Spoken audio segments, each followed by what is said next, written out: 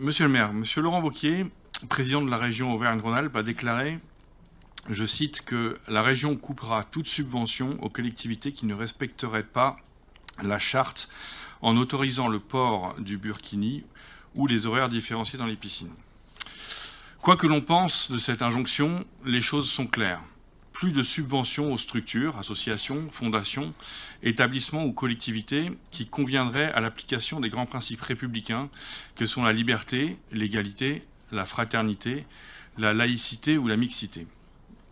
Or, c'est précisément ce que vous vous apprêtez à faire lors de ce conseil municipal, en demandant à votre majorité d'adopter le règlement intérieur des piscines municipales qui autoriseront le port du burkini.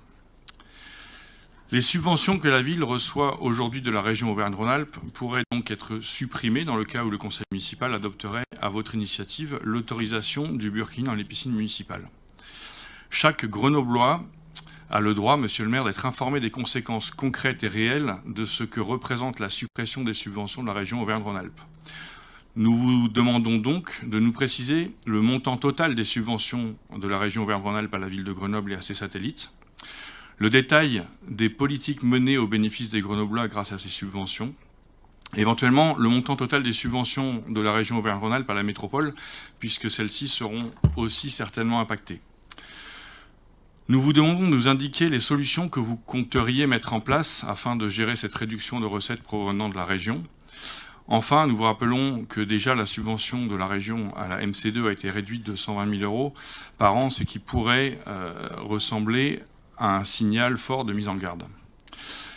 Monsieur le maire, nous vous remercions de nous apporter ces éléments de réponse et de nous expliquer pourquoi, selon vous, les Grenoblois et les Grenobloises devraient accepter de subir dans leur vie de tous les jours les conséquences de votre obsession à avancer sur une question dont l'intérêt pour la ville est nul, mais dont les risques sur les moyens de mener des politiques publiques ainsi que sur son isolement et la stigmatisation de Grenoble sont majeurs. Merci.